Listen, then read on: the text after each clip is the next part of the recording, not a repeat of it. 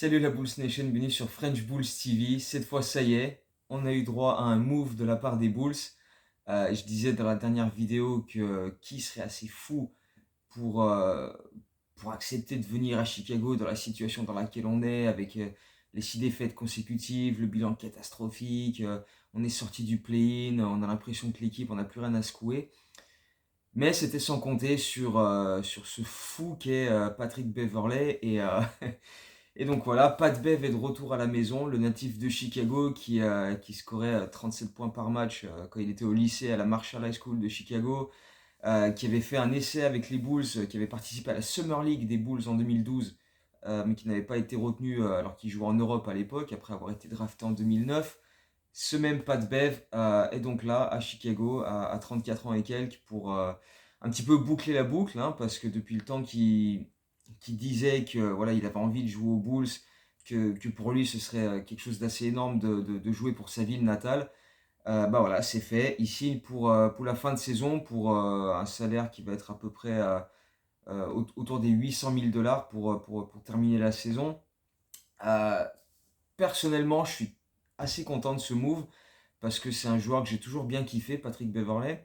Parce que pour son côté foufou, un peu barré, même totalement barré, euh, parce que c'est une peste défensive, parce que voilà, c'est une grande gueule et on en a clairement besoin dans cette équipe. C'est un fit que je trouve bien meilleur que si on avait signé Russell Westbrook par exemple, qui finalement a signé aux Clippers. Parce que bah, déjà c'est un meilleur shooter à 3 points, hein. Il est quand même en carrière à 37,5% en carrière, donc meilleur que Westbrook, meilleur que pas mal de joueurs des Bulls même. D'ailleurs, c'est déjà un de nos meilleurs shooters et c'est à la fois bien mais super flippant. Parce que quand tu te dis que Patrick Beverley c'est un des meilleurs shooters de ton roster, c'est que c'est compliqué, hein, on va dire ça comme ça. Mais mine de rien, donc c'est un meilleur shooter que Westbrook. Et c'est aussi un joueur surtout qui est capable de jouer off-ball. Et ça change pas mal de choses. Parce que si on avait signé Westbrook à sa place, il aurait fallu remettre beaucoup de choses en place en termes d'animation offensive. Parce que Westbrook, comme DeRozan, comme Zach LaVine, c'est des genres de joueurs qui adorent avoir le ballon en main quasiment en permanence pour créer des trucs. Et bah, du coup, quand tu as 3 joueurs comme ça en même temps sur le parquet, c'est compliqué. Tu peux pas avoir tout le monde euh, qui joue à son meilleur niveau, de la meilleure manière possible pour eux. Et donc là, Patrick Beverley, bah, il a pas particulièrement besoin d'avoir forcément le ballon en main tout le temps. C'est pas un meneur créateur dans l'âme, c'est pas le gars qui va tourner à 7 8 9 passes décisives, qui va te faire tourner une attaque, etc. C'est un gars qui est capable de placer des systèmes, voilà, d'être capable de commencer les actions, mais aussi de les finir. Il peut se mettre loin du ballon, il peut shooter à 3 points, il peut pénétrer, même si c'est pas sa meilleure arme. C'est pas en tout cas un gars qui va apporter énormément en termes de scoring, mais c'est un gars qui peut voilà, apporter un petit peu de spacing de manière offensive. Pas un spacing monstrueux, mais par rapport à ce qu'on a actuellement, bah, ça reste mine de rien une petite upgrade. Et puis bah, voilà, ce que Patrick Beverley va surtout apporter, c'est sa hargne, c'est son énergie de tous les instants, c'est le hustle, le leadership. Il a déjà eu quelques déclarations assez sympas en disant que voilà, il va être constamment sur le dos de Zach LaVine, il va lui gueuler dessus, il va le bouger comme il faut. Pareil pour tous les autres joueurs. Je pense que quand il va se rendre compte du potentiel d'un joueur comme Patrick Williams, par exemple, il va pas le lâcher, il va être sur lui constamment pour lui dire: oh gars, t'as vu ce que t'as dans les mains, putain, bouge-toi, quoi. Il va être constamment dans ses oreilles, tu vois, à côté de lui, tu vas dire: hey, hey, hey, hey, hey, parce que Patrick Williams, c'est un casse-couille. Patrick Williams, c'est un casse-couille. Et voilà, il a cette détermination, tu peux lui trouver beaucoup de défauts à Patrick Beverley, mais tu peux jamais lui reprocher de ne pas être à fond. Et encore plus, et il l'a dit lui-même, vous pensez que je suis à fond dans les autres équipes où j'ai joué, imaginez ce que c'est maintenant que je suis dans ma ville. Parce que s'il y en a bien un qui est ultra fier et ultra déterminé de porter ce maillot, comme il l'a dit, Bulls sur la poitrine, c'est Patrick Beverley. Lui est vraiment fier d'être de Chicago, qui a vraiment eu un parcours assez atypique, qui a commencé sa carrière en Europe, qui a mis du temps avant de vraiment trouver sa place en NBA. Mais voilà, il n'a jamais lâché cette attitude, cette combativité, cette détermination. Et on en a besoin, on en a clairement besoin. Euh, c'est un mec qui a été 3 fois dans les All Defensive Teams, une fois dans la première, 2 fois dans la deuxième, au fil des années, dans ses 10-11 ans de carrière NBA.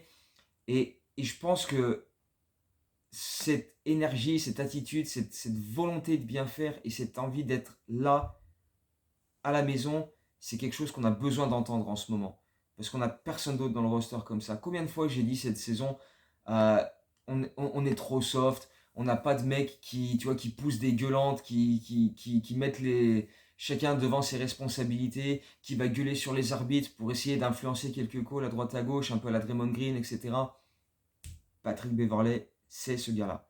Patrick Beverley, il va aller harceler les arbitres, il va peut-être prendre une technique par-ci, une technique par-là, mais il va aller travailler, il va aller bosser sur les arbitres, il va mettre tout le monde devant ses responsabilités, que ce soit Zach LaVine, que ce soit Demar DeRozan, que ce soit le coaching staff avec Billy Donovan ou n'importe qui. Patrick Beverley, il s'en bat les couilles. Il a le background pour aller voir n'importe qui et lui dire écoute-moi bien, il faut se bouger, quoi. Et il a la crédibilité pour ça, parce qu'il a toujours fait ça tout au long de sa carrière. Il y a cette super vidéo qui est ressortie de l'été dernier où il participe à un camp d'entraînement avec Earl Watson, ancien joueur NBA qui est assistant coach dans je ne sais plus quelle équipe, je crois les Raptors. Et il y a Dalen Terry qui est là également. Et tu vois cette vidéo où Earl Watson il dit Patrick Beverley il est à fond. Et il montre Dalen Terry du doigt. Il fait tu vois, Patrick Beverley il se reconnaît en toi. Donc il y a des choses en commun entre les deux. Et ça peut être un super mentor pour des jeunes joueurs comme ça. Les Kobe, les Patrick Williams, les Ayo Dosunmu, les Dalen Terry, ils peuvent que profiter de l'expérience, de la hargne, de la combativité de Patrick Beverley. Surtout Ayo, natif de Chicago comme lui, déjà les deux, ils ont tout de suite quelque chose en commun à ce niveau-là, même si ça va lui prendre un peu des minutes de temps de jeu, mais bon, euh, c'est pour 23 matchs dans une fin de saison, et, euh, et voilà, ils peuvent que apprendre de ça, même si ça va peut-être leur prendre du temps de jeu à quelques-uns, parce que Patrick Williams, on sait pas encore s'il sera titulaire ou pas, mais il sera clairement dans la rotation et pas pour jouer 7-8 minutes par soir. Donc il va avoir du temps de jeu, peut-être au détriment de jeunes joueurs, mais sur une vingtaine de matchs pour la fin de saison.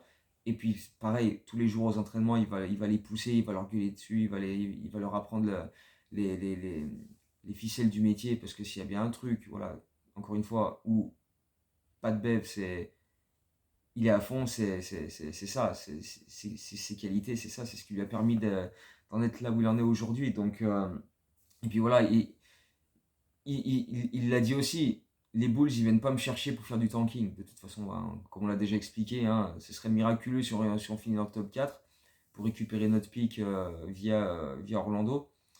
Mais voilà, pour lui, l'objectif, c'est aller en play-in pour ensuite aller en play-off. Clair et net, il l'a annoncé. Alors évidemment, c'est forcément toujours les formules que tu donnes quand tu arrives dans une nouvelle équipe, mais et puis c'est toujours pareil, il faut voir comment le reste du groupe va réagir, parce que c'est bien beau de taper dans les mains, d'haranguer tout le monde, de gueuler sur tout le monde, mais on l'a bien vu avec ce groupe, euh, c'est pas dit que ça fonctionne, quoi. Il y a plein d'exemples au fil des années en NBA, dans plein d'équipes, où t'as un mec qui arrive et qui secoue un peu tout le monde et ça marche, mais il faut avoir les caractères pour ça. Et dans cette équipe actuelle des Bulls, c'est pas évident, c'est pas évident.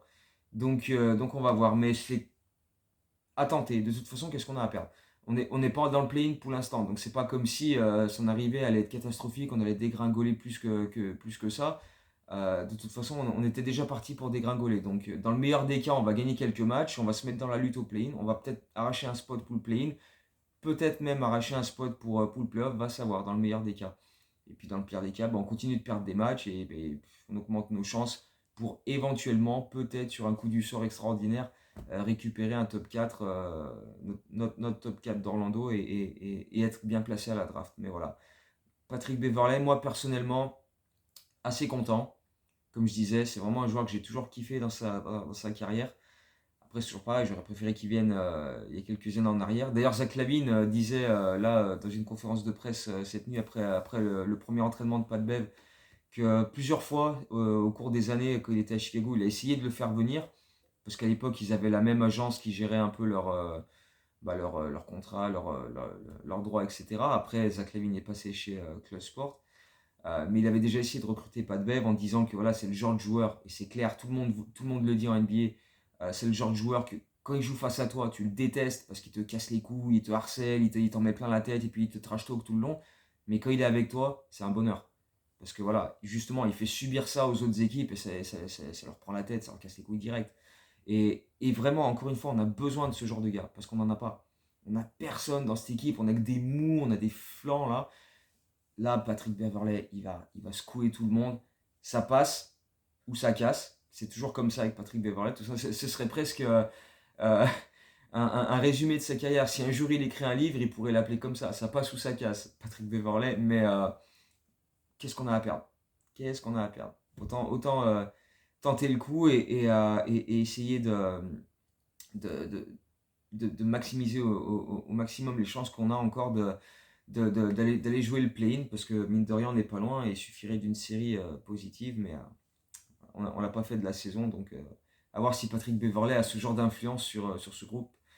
Ça reste à prouver, on va voir comment ça va se dérouler dans les prochaines semaines.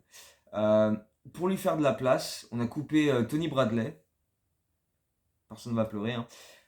Tony Bradley qui avait une option l'été dernier, qu'il a activée pour cette année, qui a joué 33 minutes en 12 matchs cette saison. Donc merci pour les services rendus, Tony, hein. C'était 33 minutes de garbage time bien utilisé. Il était à 3 sur 5 à 3 points cette saison, donc ma foi. Mais bref, au départ, les rumeurs étaient soit Tony Bradley, soit Goran Dragic, parce que c'est vrai que ça fait beaucoup de monde sur les postes arrière, hein, avec Dragic, avec Terry, avec Kobe, avec Ayo, avec Zach, etc. Ça faisait beaucoup de monde sur les postes arrière. Mais du coup, ça en fait un de plus et on a gardé Dragic.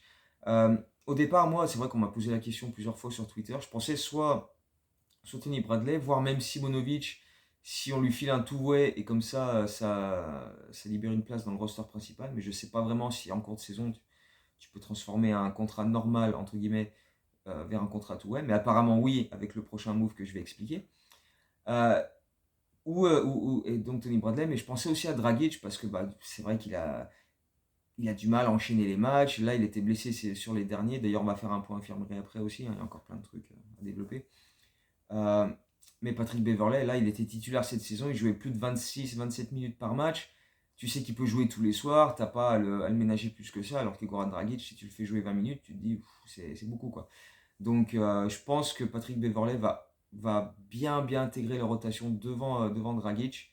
Et on va voir comment ça va se dérouler, tout simplement. Donc, je disais, on a fait ce move avec Patrick Beverley qui arrive et Tony Bradley qui est coupé pour lui faire la place. Donc, un natif de Chicago arrive, mais un natif de Chicago s'en va, puisque dans le même temps, on a également coupé Malcolm Hill, qui était un des deux joueurs qu'on avait en two-way contract avec les Windy City Bulls. Et à sa place, on a fait venir l'intérieur Terry Taylor, qui n'avait pas été drafté en 2021, mais qui avait récupéré un contrat en NBA avec les Pacers d'Indiana l'année dernière, qui avait d'abord signé un two-way, qui ensuite est devenu un contrat normal, entre guillemets, pour intégrer le roster principal l'été dernier.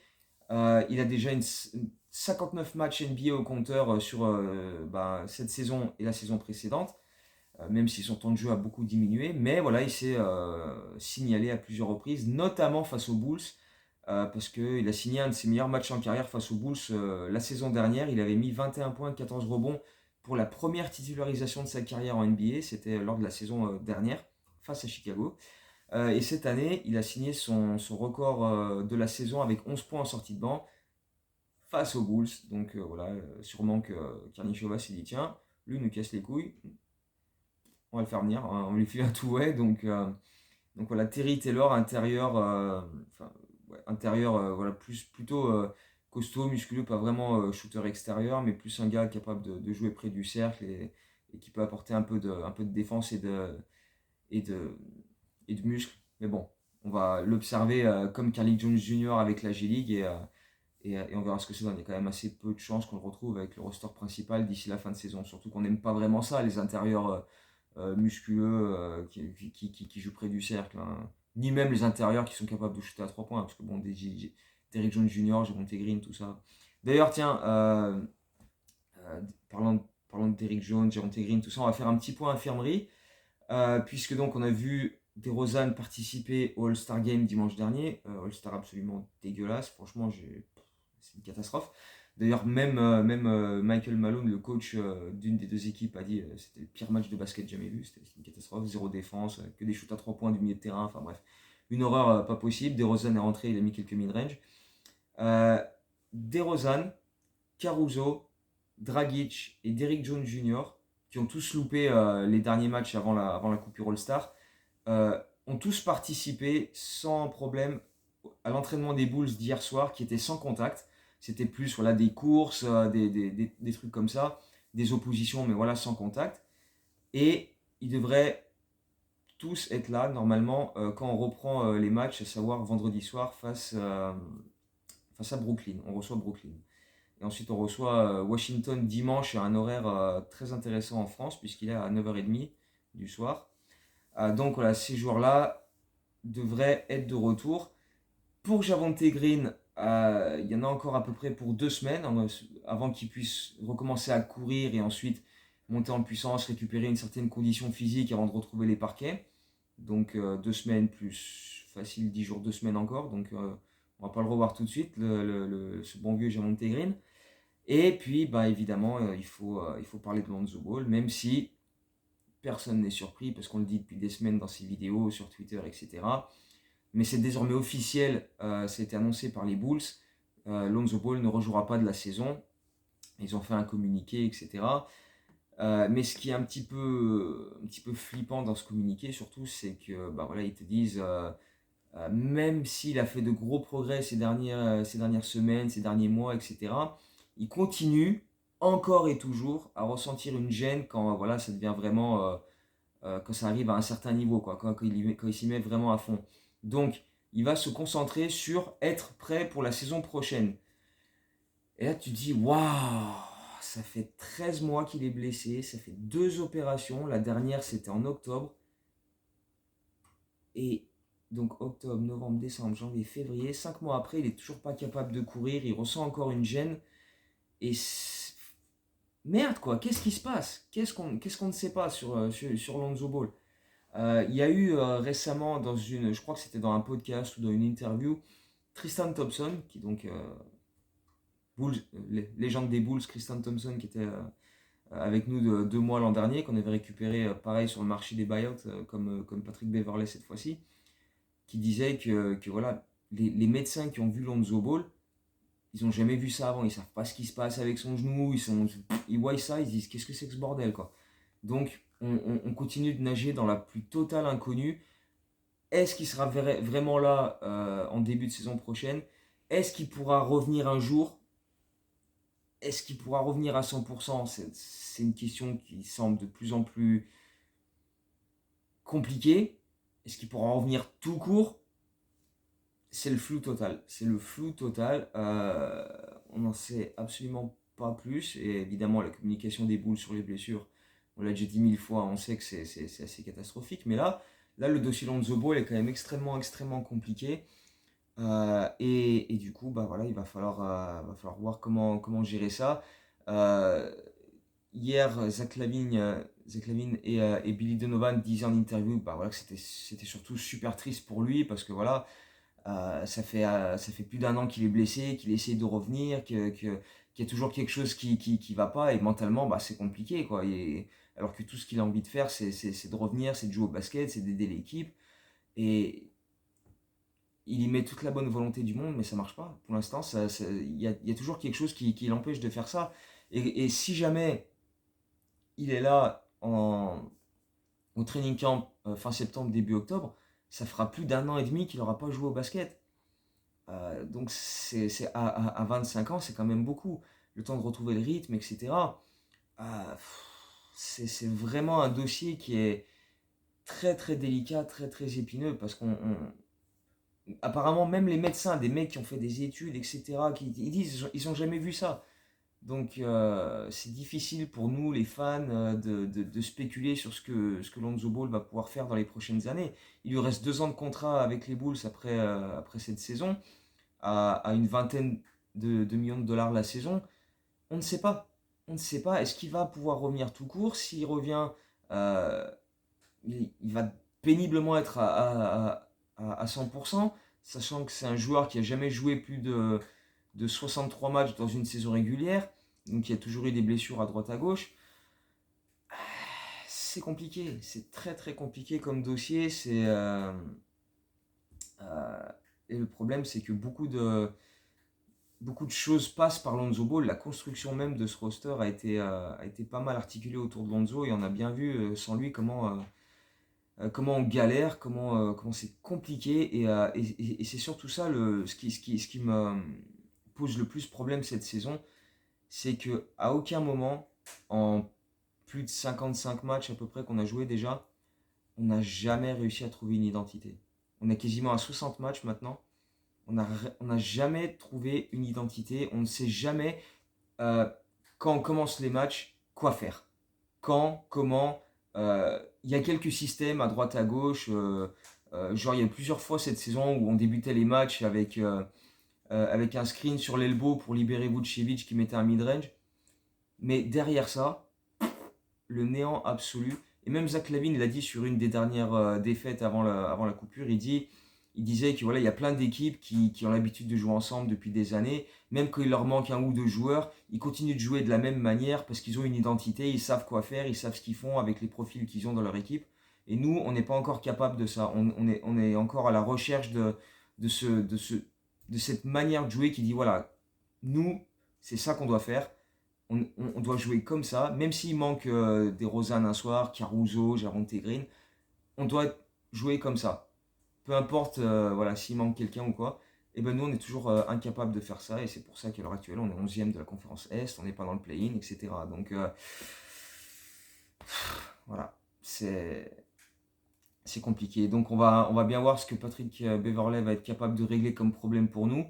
Pas tous nos problèmes. Il n'y a pas un joueur qui peut régler tous les problèmes qu'on a dans cette équipe, mais s'il peut au moins leur mettre un coup de pompe au cul et les secouer, bah, ma foi, ce sera toujours ça de prix, parce que bah, on a plein de gars qui sont beaucoup trop mous, beaucoup trop soft.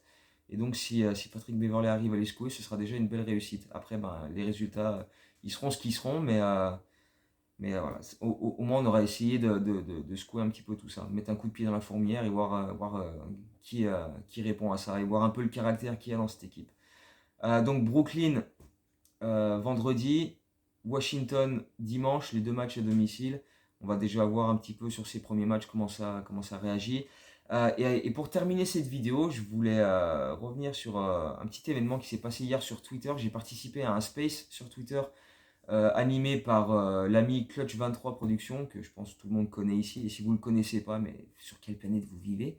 Parce que voilà, Clutch23 Productions sur Twitter, sur YouTube, etc., c'est quand même, c'est pas n'importe qui.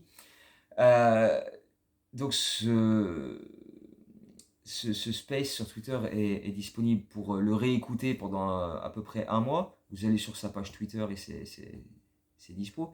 Et donc il y avait comme invité Terry Cummings, un natif de Chicago, double star NBA, une des grandes stars des années 80 en NBA, qui a joué pendant 18 ans, des années 80 et des années 90, natif de Chicago, qui a fait de grandes choses quand il était au lycée à DePaul à Chicago également.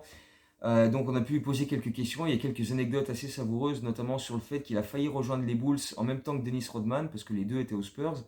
Donc il explique que les Bulls l'ont appelé et lui posaient des questions sur Dennis Rodman. Il disait apparemment vous avez juste envie de Dennis Rodman. Il dit non, on veut que tu viennes aussi. On veut vous avoir tous les deux, etc. Il disait ouais, mais moi je veux pas être son remplaçant, et je veux surtout pas être sa nounou. Moi si je viens c'est pour jouer, etc. Donc si vous me donnez pas de temps de jeu, je viens pas. Et comme il pouvait pas lui garantir de temps de jeu, il a finalement signé à Milwaukee cet été-là.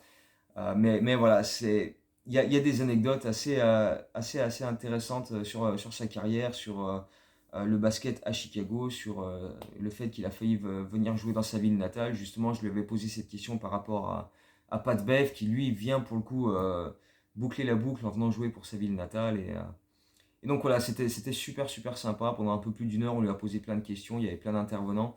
Donc c'était très cool. Si vous avez l'occasion, allez écouter ça, c'était bien sympa. Donc voilà, donnez-moi vos avis sur Patrick Beverley, si vous êtes enflammé. J'ai vu plein de commentaires sur Twitter, des négatifs, des positifs.